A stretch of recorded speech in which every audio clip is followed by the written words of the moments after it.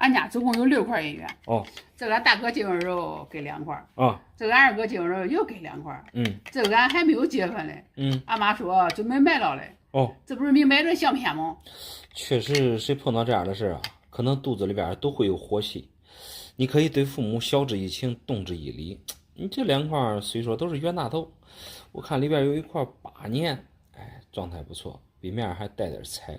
另外一块是天津版的冤大头，味道状态还不错。不说这2块银元能卖多少钱吧，这个当父母的在孩子面前啊，1碗水一定得端平。咦，你说的太对了。我婆婆这个人啊，平时都特别相偏，尤其是对我大哥最好了。经常总着我大嫂去找俺二嫂的事儿。有什么好吃的，都先想让俺大哥给俺大嫂。就为了这相偏事啊，二嫂没少败他的理。这个父母相偏啊，其实是人之常情，有时候做了不太明显也无所谓。尤其是家里边人多的话，想让大家都满意也很难。家里边总共6块银元。前面2个哥哥结婚，每人2个，到你们结婚，按理说也应该有。恁婆婆现在拿出来卖了，是不是家里边遇到啥事儿了？啥事儿也没有。她说这2年银元涨价了，放着也是放着，不如先卖了，返点钱花。这就是她7、8的理由。我一听这话就不愿意了，直接上手给她夺过来，说要这2块银元现在给我们，要么把老大老二的都一块都要过来4块，6块一起卖。哎呀，你这个方法好。这叫细微之处见精神，不是这2块银元要不要的问题，就是看恁婆婆1碗水能不能端平的问题。你这个办法对恁婆婆应该是没话可说了吧？你说的正好相反啊！我婆婆当时就很生气。她说啊，这她自己的银元，她自己想给谁给谁。说我没有过门的，管的也太宽了吧？还说我挑事儿，想破坏兄弟之间的和睦。他说他来犯这事，我直接扭头就走了。其实你们如果没有结婚的话，因为这2块银元和婆婆闹别扭，真不值当了。家家都有本难念的经，站在你们不同的立场，好像你们俩说话各有各理。如果一味的僵持下去啊，毕竟你这还没有过门，这终归啊，这也不是办法。我也知道这样闹也不是什么光彩的事儿，但是为了快到手的几十万，我也不甘心啊。你我过日子时间长着嘞，谁非和钱过不去啊？快到手了几十万，你这刚才不是告诉你了吗？你这俩银元就是我们常见的这个银元，袁大头总共发行了3、8、9、10 4个年份，按发行存世量最多的就是这个3年，你这里边就有一块3年，你看上面写的很清楚，天津版。因为当时招币厂在天津，这个发行量是最多，在民国那时候，这就是1块钱的面值，相当于现在的500、800块钱吧，数以亿计。而你这个评级如何也有分 ，XF45的原汁原味状态，现在行情价也就1000多块钱的样子吧。不可能吧？人家都说1块银元顶几十万，咋可能都值这点钱？你这不能一味的道听途说，具体能值多少钱，你得拿过来找我们专业人士打听一番才能知道大概。你这另外一块大头，这是里边最贵的8年，这个8年它的发行量比这其他年份更少。你这个状态也不错，最起码笔面全深大，你看多少还带一点彩，还带点褒奖。虽然说没给分，但是状态挺好。就这一块的话，也就3000多块钱吧。老板，你没有忽悠我吧？没有，这2块银元加在一起才几千块钱嘛。对呀。说实话，确实不多。如果因为这点小钱跟婆婆闹僵了，那也太不值当的了。你说的对，因为这点钱和父母闹别扭太不值当的了。也反正也不是啥值钱的东西，你可以选择睁一只眼闭一只眼。他想卖你都让他卖去，有这几千块钱你也发不了财，没有这几千块钱呢也饿不穷你，看开点就行了。毕竟了，你们还没结婚，对不对？因为这点让别人看笑话太不值当的了。确实，我要说顶几十万的，我给他要过来了，只这点钱算了，我也给他去吧。对，别因为这老婆不高兴，对不对？对。好，谢谢你，老板。没事。俺弟借我6万块钱，这一晃15年过去了，就是不讲还的事儿。昨天去他家闹，给了我这俩银元。借6万欠15年，太欺负人了。啥样的银元还顶6万了？来，我看看。这件事都是俺妈惹的祸。15年前，俺妈替我弟弟借的。现在俺妈年纪大了，俺弟弟又让我去找俺妈要。找恁妈又找恁弟弟，这推诿扯皮啊！你这属于家务事儿，不管借钱的是恁妈也好，是恁弟弟也罢，我看你这账啊，得慢慢去要了。你这俩是 XF45分的22年传样，状态还不错，算是这个通货品项嘛。比我们常见的23年存量略少一些。反正这俩医院啊是恁弟弟给的，无论值多少钱，总比这16年啥都没有强啊。我跟你说吧，借给我妈这6万块钱，完全都是我的错。这6万块钱是我以前挣的私房钱，连我老公都不知道。我就悄悄的告诉我妈了。正好15年前我弟弟准备结婚，我妈让我拿出来，让我弟先用一下。千不该万不该，这6万块钱的私房钱不应该告诉我妈。哎呀，说句实话，不怕贼偷，就怕贼惦记。这个你这属于财物外露了。不管咋说吧，当时你也是出于好心好意，帮恁妈解决一个大麻烦，跟恁弟弟结婚用了。这个一下子拖了15年，按理说这6万块钱也不多。说实话啊，你这典型的恁妈确实有点相偏了。你要记住一句话，儿子永远比闺女强。这个钱啊，你还真不好要。你可说对了，都说俺妈相偏嘛，这些年挣的钱都偷偷给俺弟弟了。光嘴上说还给我，却一直不给我1分钱，弄得这几年俺妈都老了，这1分钱也挣不到了。对，现在去找俺弟弟要钱去了，结果俺弟弟不承认这个钱，让我去找俺妈要。哎呀，其实你这是典型的推诿扯皮，这个责任无法界定，到底是谁借的？说恁妈吧，现在恁妈也挣不到钱了，也确实还不了你。跟恁弟要吧，恁弟也冤，感觉他结婚之前这恁妈借的钱，对吧？你这要了烦了，估计恁姐妹俩吧，这心情也不太好，对不对？对。这俩医院我给你简单的看看。好。这两个是22年传样，这个比我们常见的23年发行量少。你这俩都已经评级如何了？给的都是 XF45， 状态就是属于流通品相。这俩医院实话实说，值不了6万。但是呢，你这个账还得慢慢要。我看了22年，也只能说是一般的品相，状态吧。现在给你估价的话，一块能估到2500左右，2块的话，现在按市场价估，最多也就5000块钱，5000块钱一大管。这5000离6万，这差得太远啊！对呀，所以说差得很远。这个以后啊，无论是借钱也好，借给自己人也好，跟恁弟要也好，反正你这个还得继续要。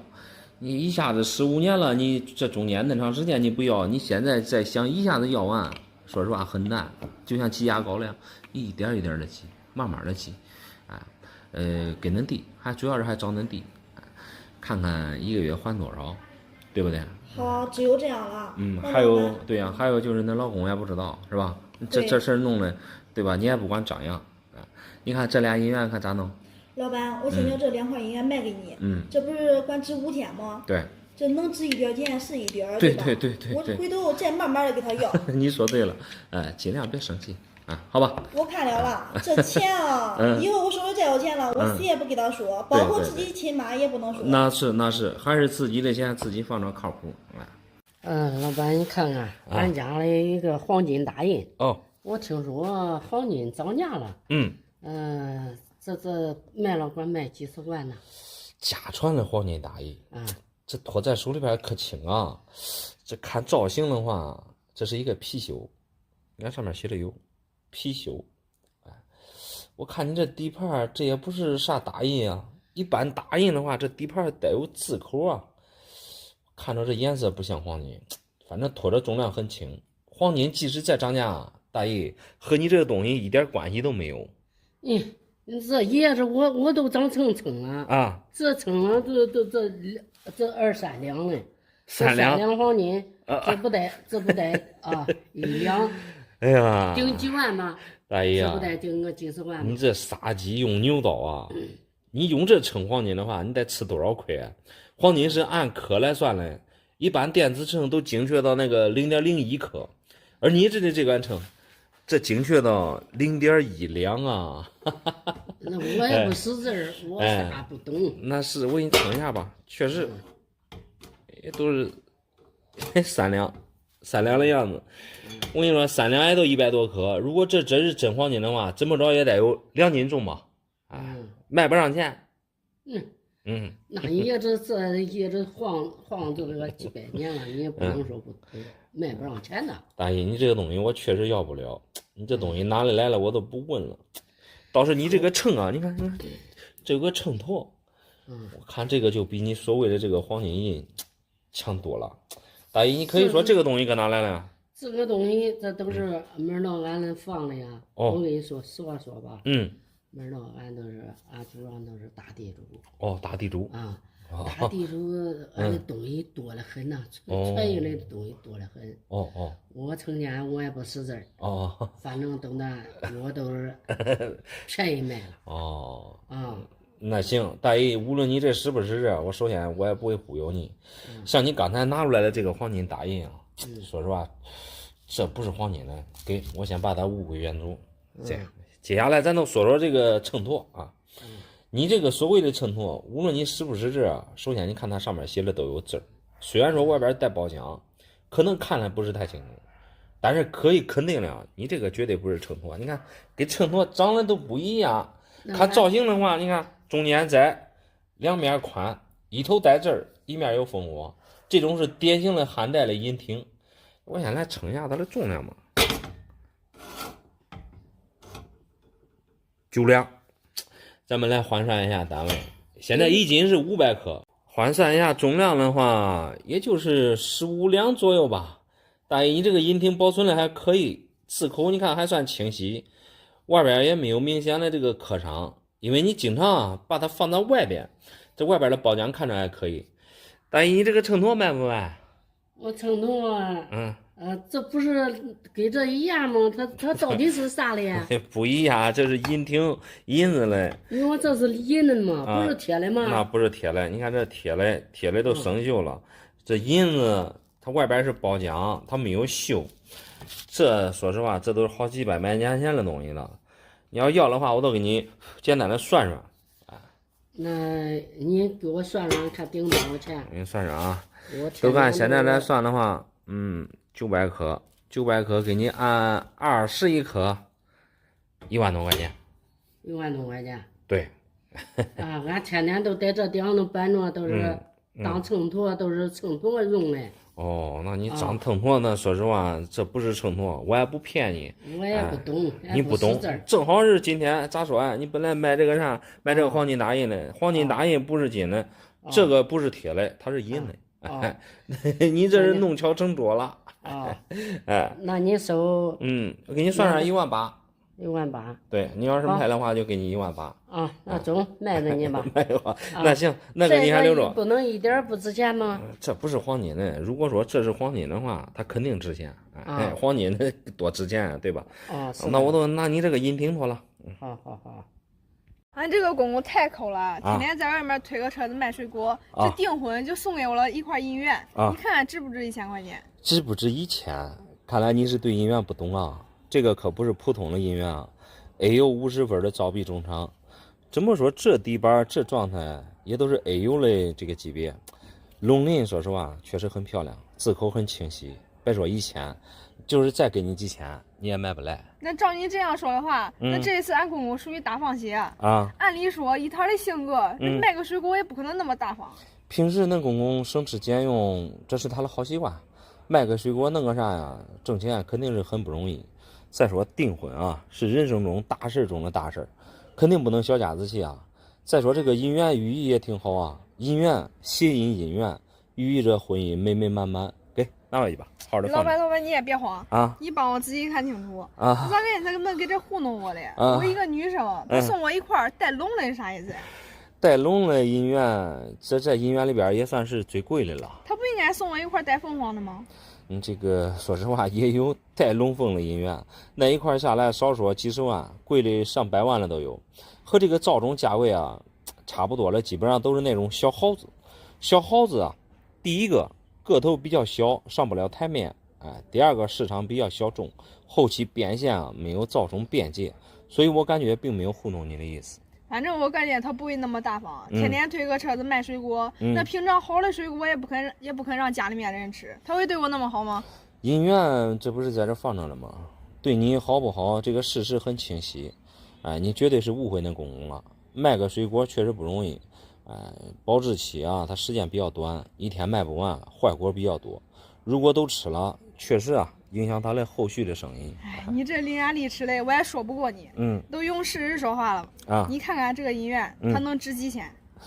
几千块钱是买不到这种品相的皂种，除非是那种壁面有毛病，或者是那种带伤的。这个招币种场啊，一直都是大家常玩的币种，价位发行量一直排在北洋、大清、宣三之前。你就是现在随便拿出来一块，我们回收了也得上万了。我说的是裸币哈，而你这个是盒子币，盒子币比裸币更有一个参考价。首先，你看入盒它是带分儿 ，AU 50分，这足以说明它这个底板啊能够达到 AU 的状态。AU 级别的定义啊，就是银元流通过，品相特别好。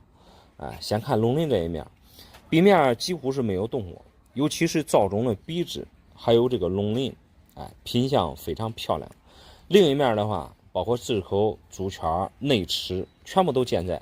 最主要是这个银元壁面啊，你看带了一层淡黄彩的包浆，整体状态不错，属于皂种里边的佼佼者了。目前给你估价1万大几，完全没啥问题。那如果真值1万大几的话，那我都知足了。那没想到俺公公平时很节俭，这在订婚上却不含糊，把我差点没整明白。其实也没什么整不明白的。虽说恁公公平时推个车卖个水果，平时确实不是太宽裕，但是人家知书达理啊，在给你这个订婚上不含糊，只不过是你对银元不懂而已，所以才闹出了真大的误会。确实是我误会他了。这东西我还拿回去，知道价钱我都放心了。对，知道这个价值啊，就不会产生任何误会了。这个盒子外面呢，这个盒子啊比较脆，千万别摔住了。好，好好的保存，以后想出手的时候啊，可以随时来找我们。再说这个银元啊，现在它已经是无机文物了，它是越放越少你说实话，你现在再放个几十年，它以后肯定会慢慢来，对不对？也会升值总比给你钱强。给你钱你都花了，是不是？是的。好好的放着吧。好，谢谢老板了啊。没事。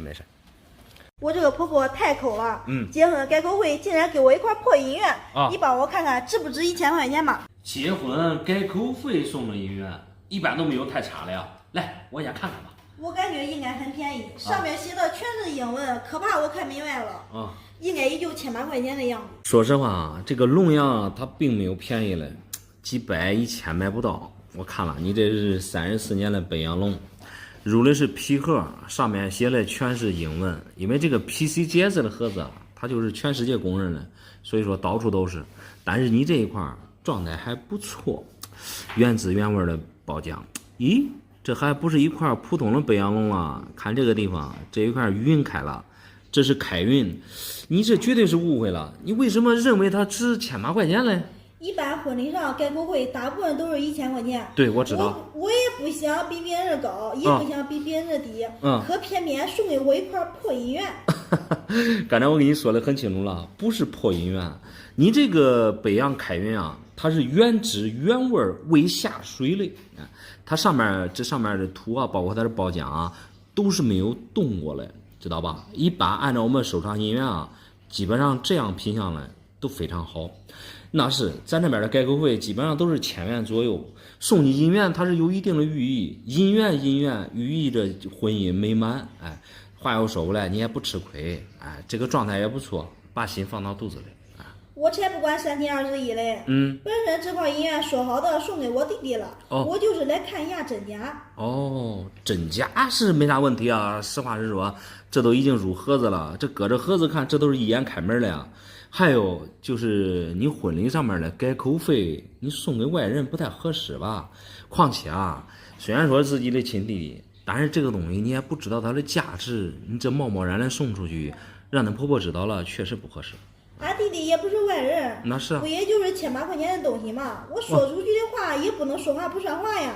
那是，咱们做人说白了，诚信还是要有的。跟你说白了，这不是一块普通的北洋龙，更不是值700块钱。你像普通的北洋龙，你没有个3-4千你也买不来啊。你刚才我跟你说的很清楚了，这也不是普通的北洋，你看就这一块云，这是开着的，这是北洋里边的大名誉品，开云。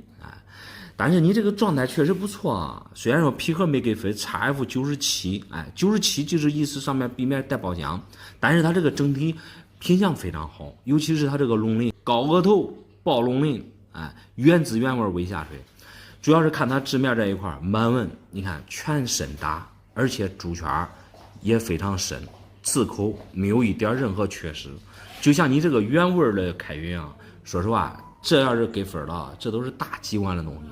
就我这样跟你说吧，恁婆婆给你改口费，绝对也不会给你少给你了，这说明恁婆婆也比较实在。就目前你这个状态，我给你初步估计9000块钱绰绰有余。老板，你说真的吗？这一块小小的这值9000吗？那对呀，刚才你也说了，改口费1800块钱，这一下子给你9000，这不是稀土往外？我就说吧，婆婆真好，这大方方的，不会给我1800块钱的东西，俺弟弟非要说这值1800块钱。哦，那是这个银元，实话实说，价值也就是9000左右。你要是轻易送给恁弟弟，让恁婆婆知道了，也不太合适，对吧？这原本我以为值1800块钱，这一下值9000，我不能给俺弟弟啊！这再是亲弟弟，我也不能给他啊！那对，本来你要是1800块钱的东西送给弟弟也无所谓了，对吧？那老公可能也不会说啥，但是这18000块钱的东西送给弟弟，那老公该有怨言了。这个银元看咋弄？我肯定不能给他，这我的小日子才刚刚开始。对，在金钱面前，亲弟弟也不行，我不能送给他。那是，还拿回去吧，放好。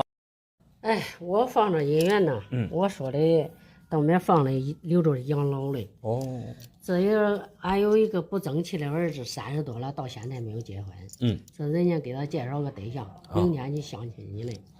相亲你的兜子里没有钱，我得卖一块叫他兜子里装点钱呢。哎呀，我先看看你的银元啊，这都是清一色的花边营养，数量先来对一下，总共是10块，对吧？对呀。这孩子30多了还没结婚，这是属于大龄青年了。这个和女朋友见个面、吃个饭、买个水，这都得需要男人来买单。那是嘞。大爷，你这准备卖1块银元的话，这可卖不了多少钱啊！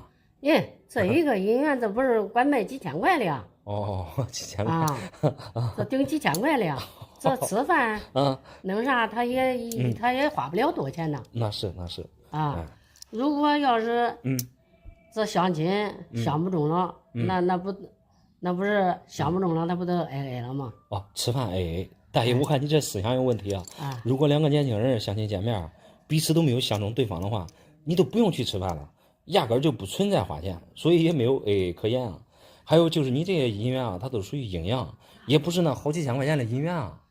你别忽悠我了我以前我也卖过银元，你卖的都是不多长时间，我也卖过2块的，我那1块我都卖几千块嘞。大爷啊，说实话啊，这个银元状态其实也不错，但是你看我看哪一个都带光，唯一可惜的呀，就是卖1块的话，你不够年轻人相亲见面约会吃个饭。你像现在年轻人约会怎么着，出去现在吃个西餐，看场电影，一天下来都得花个好几百上千。那你这那个爱花钱的媳妇，那真能花钱，那都不管要。那你吃顿饭一天你光花那些钱，那谁能管养活起了？哎呀，相亲见面你说的这些找媳妇的标准啊，咱们都懂。这个女孩子嘛，对吧？会节俭，能把日子过好。但是有一个不赚便宜的心思，这是好嘞。可是人无完人啊，尤其是进入现在这样一个见面的环境，你这银元卖一个，确实不够他俩花嘞。那门到俺见面的时候，买2分钱的瓜子都管嗑几个小时那你啥都别说了你给我找一个最来的看能管值多少钱吧。年代不同了，2个人见面你不能对吧？光嗑瓜子还有就是你这10块营养品相基本上你看都差不多，暂时没有看到有好坏之分。我给你简单的说一下你这些营养哈，它是最早进入我国的贸易银元，你可以从它这个年份上可以看出来，你看上面写的都是188今年发行的，10个营养9个戳，这几乎每一个上面都带戳。这个戳就是过去钱庄为了检验它的含银量打上去的，就相当于过去的那个黄金如果你不认识，最直接的方法是不是就是用牙上去咬一口对所以这个壁面你看多少留下来都有戳，它这个品相就有点瑕疵了。好在你这个银元啊，你看每一个壁面上它都有带光，一般这种壁面带光啊，说明它这个保存的比较好。但是阴阳它这个总体啊发行量太大，从18几年发行到19几年，发行量数以10亿计，比冤大头都多，所以价格不贵。加上我看到啊，你这个没有特别稀少年份的，所以阴阳一直都是银元里边性价比比较高的。目前你这些价位啊，我给你初步估算一下，300到400之间。那你说了个半天了，这一块值300-400块钱，对，那我还不如不买嘞啊！那谁兜里没有个300-400块钱呢？那是的，大姨，我也不建议你买这些银元。你刚才不是说这些东西准备放到养老了吗？不是，我不想多给你钱，因为这些阴阳实在是太多了。现在他们的市场价基本上就这样。我感觉这不能值300-400块钱。这也是放这些年的银元，它不能只值300-400块钱呢。那我啥时候我能那我得上那大城市里转转看看我得说不定我卖个好价钱。这个能卖个好价钱，你这能卖多少钱是好价钱？咋说这一块还得顶个2-3千块钱呢？2000-3000不至于，因为这个阴阳啊，你也不至于去大城市，对吧？来回开销比较大。我给你出个主意，你直接拿到咱们当地的果儿市场问问价，如果说能高于400的价位，你都不用考虑了，直接出手卖给他们就行了。那你说的都值300-400块钱一块，外地的和尚会念经，我还是上外面去看看。借我钱的时候信誓旦旦说给我多少多少好处费，还我钱的时候把我当孙子。你看这个银元是真是假？借钱容易还钱难，像你这种情况太常见了，欠钱的都是爷。来，我给你看看啥东西。你说的太对了，以前说好的好处费也没有了，现在高高在上就是不给我钱。说好了呀，3万块钱利息就给我一块银元。借钱确实没有想象中的好要啊，3万的利息你就换过来一块银元，说实话太让人反感了。好在你这个银元啊，还是一块22年的传样，给分还不错，这么着也是一块 MS62 的高分。那照你这样说的话，你这个朋友也太不靠谱了，答应好给你的好处费，这严重缩水了呀。可被你说着了，他已经失联好几个月了，电话也打不通。我怀疑他是不是把我拉黑了？去他家压账，他老父亲给我拿块银元当做利息。你好心好意啊，把钱借给他，结果他这样对待你，确实是把你当这个提款机了。好在他家的家长啊比较明事理，替儿子还一点利息。但是我明白了，告诉你啊，这个银元可值不了几个钱啊，你得提前有个心理准备啊。能有什么心理准备呢？好在当时他给我打了一张欠条。谁让他把钱还给我？以后我们还可以继续做朋友。哎呀，其实借钱有一句话说的非常好，借钱没朋友，就像恁朋友借给你钱，借了不还，你说这还算啥朋友？不借钱也没朋友，你不把钱借给他，大不了不做朋友呗。但是你这个钱啊还在你手里边，相对而言啊，你没什么损失。你总结的太到位了。现在我把钱借出去，就像热锅上的蚂蚁。我干啥着急也没有用。你就看看这块银元值多少吧。着急确实也没啥用，你就静观其变吧。如果有可能的话，你先稳住他，瞅准时机啊，把钱给他要过来就行了。至于你这个银元啊，和你那3万的利息真是相差太多了。还好你这不是一般的这个传样，22年。相对来说啊，它这个存世量还少一些。这个传样啊，其实一共发行了3个年份，21年、22年、23年。21年的传样，它的设计有问题，它发行之后就草草收场了。所以现存的21年传样，少说也得好几万。而你这个22年的版啊，它就是延续21年的版改版而来，把21年的3鸟和这个旭日东升扣掉，就发行了这个年份，发行量比23年少很多。23年比较常见，和那个袁大头存世量相当。还得仔细看看你这个22年传样了，壁面状态确实是不错 ，MS62 意思就是未流通的状态，底板确实也没有流通过。好就好在啊，你看它这个壁面稍微带点光，就目前你这个状态而言啊，我大概能给你估到5000左右吧。5000块钱，这确实不多。本身他爸给我来，我也没想到会要过来一点利息，那是还以为1分钱都要不回来呢。欠债还钱，天经地义。只不过你这个朋友啊，办事太不地道罢了。说句不好听的呀，你遇到困难的时候，我把钱借给你了，你无论生意做好做歹，你最起码得给你说一声，不至于躲着不见人，让自己的老父亲，对吧，拿着银元来还债。说白了，这算啥事啊？父债子偿，我知道，子债父偿，这确实有点过分。那对呀。我这个朋友也太不孝顺了，没少惹他老父亲生气。我说实话，兄弟啊，我得说你几句了。朋友平时不孝顺，你还敢借他那么多钱，只能说你啊遇人不淑。平时在家不孝顺父母的人，说实话，你别说借给他钱了，玩都不可能给他玩。这银元长大你还拿回去吧。希望你看到他会吃一堑长一智，以后再遇到别人给你借钱啊，那你就多长一个心眼儿，好吧？好嘞，谢谢老板。没事。你念吧。老板娘，我看你帮忙今儿这个钱找着就没了都。好，中，你看，这是爷爷吗？是嘞。好，咱搁一边说。搁一边。搁一边，搁这边。说话不方便是吧？说话不方便啊。这银元这没啥问题啊，这都是一眼开门的褒奖。这个还是一个北洋龙，34年的长尾，这个褒奖漂亮，100年将才，就是唯一美中不足就是字体啊有一点弱打，流动痕迹不是太明显，无伤无戳。这个银元是咋回事？别提了，这老头都是五保户，五保户没儿没女。那是他给我说几回了，说几回了，我也不知道见你。叫你帮忙是吧？帮忙。我给他用手机拍了个照，搁网，一刷到网，咱家说了，顶10万，顶10万。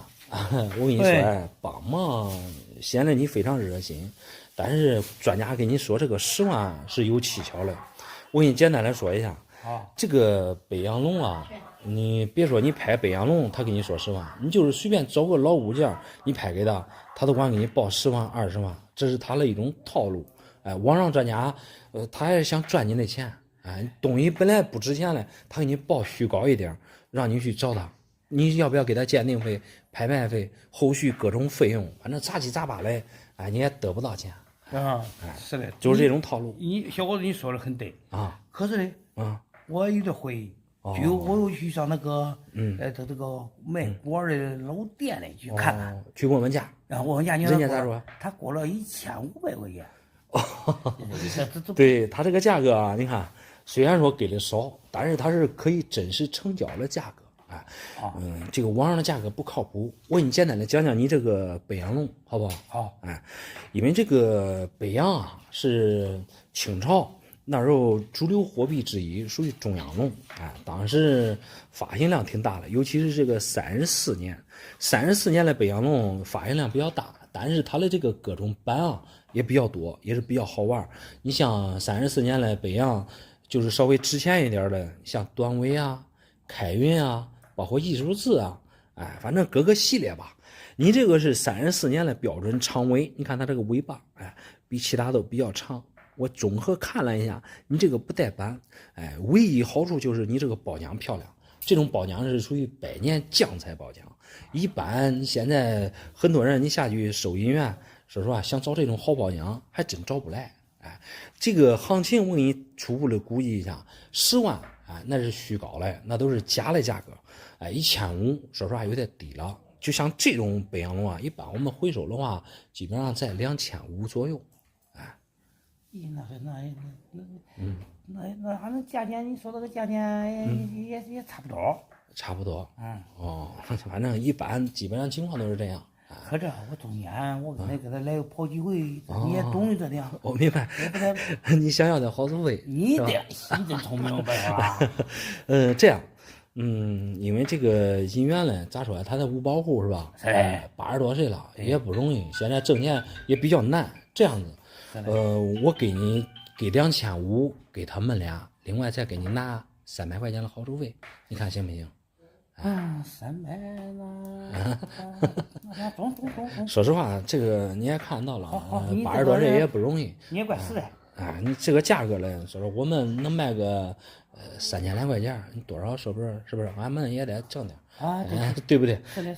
这个东西是没啥问题，然后他就这一块是吧？都这一块那行，好，那就这样说，行不行？那你拿着吧。拿着，我等一会儿另外那300块钱单独给你，好不好？单独先给我。马上我再给他。妈，好，没事，我明白，好，能明白吧？好。俺这个男朋友忽然忽悠我一下，买了房竟然不写我的名字，我把这个卖了去唱歌去。买房子不写你的名字，你准备卖他的姻缘去潇洒，这不妥吧？来，我先看你的东西。他既然不把我放在眼里，我也没有必要事事让着他。你给我看这块姻缘能不能卖1000块钱吧？平时普通的大头确实也就1800块钱，但是我看你这个是8年，评级如何还有分儿。盒子标注的是2户8门，这个班不错，这个姻缘前后也没啥毛病啊。你这卖1000块钱，这也太亏了吧？你感觉亏了吧？那你可以多给我一点儿，多给个300、500的都无所谓。谁让他惹我生气了呀？我都得惩罚他一下。哎，年轻人谈对象要讲理，不能因为他惹你生气了，你就卖他的姻缘，又不是3岁小孩了。改天带着他去房管局把那房子上了，对吧？把你的名字加上不就行了吗？我们还没结婚嘞，他都这样忽悠我，这还了得？你不知道买房的钱，我拿了20万，他才拿了15万。说好的写我们俩的名字，结果他说他忘了加我的名字了。你说他这是不是故意的？哎呀，原来你们俩还没结婚，按照房子谁出钱写谁的名字来推断啊。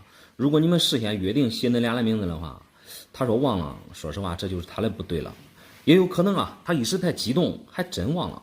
不过后续啊确实可以加上你的名字，这都是小事儿。哎，对于我来说这不是小事，这是大事儿。后边他又过来找我，说让他去过户，他又不肯，又不肯写我的名字，难道我不该惩罚他吗？那照你这样说的话，你这个对象确实有点自私，大男子主义的表现，确实没在乎你的想法，我支持你惩罚他。实话实说啊，像你这个拿过来的平常的大头啊，可能也都1800块钱，但是你这个是8年，不止1000多块钱。我看你也不懂，我给你来讲讲。袁大头啊，总共发行了4个年份，3、8、9、10，发行量最少的其实就是这个8年。我就这样跟你说吧，就是一块普通的8年顶普通的那个袁大头，一块顶3块，差不多还是有的。第一，它这个发行量少，但是8年它这个版确实挺多的，版比较多，比较好玩。而你这个是2户8门，2户8门啊是8年里边的一个大名运品。2户8门怎么看？就是看它这个胸前，身后，这个内齿上有2颗顶珠，咋说呢？这个版啊，它这个特征，说实话就是比较少，发行量少。而你这个已经入盒了，你看而且还给的还有分 XF45，状态是属于原汁原味的包浆，也算是传世吧。主要是你这个字口比较清晰，一般这个8年偏弱打的多一点，但是你这个字口说实话没有任何弱打，而且夹盒状态整体还不错，没有任何的瑕疵，就这我跟你说吧，就这个2户8门带来一个好版，就目前给你估价的话8000多块钱吧。就这一块你能给我8000吗？对，太不可思议了。原来他瞒着我玩姻缘，还说自己没有钱。原来他小金库都在这儿了。这个姻缘主要是看版好是吧？价格再好，普通的大头说实话也就1800块钱一个。张德安，你这个大头你看咋处理啊？我都给他卖了。他说我心里不动我都要发泄一下。是这样，因为这个8年了，版2户8门也比较难抽，那对象对吧？既然买了，也不容易。我感觉你可以给他适当的撒个谎，就假如我卖了，看他啥反应，对不对？如果说他要是没反应的话，你这个改天你可以卖。他如果说反应大的话，你还放给他不就行了？那你说这个也是个方法，那我回去假装一下，说给他卖了，看他什么反应。对，是吧？其实那个不用客气，其实那个房子过户可以写你的名字，咱俩商量一下就可以了。好，中，谢谢你啊。没事。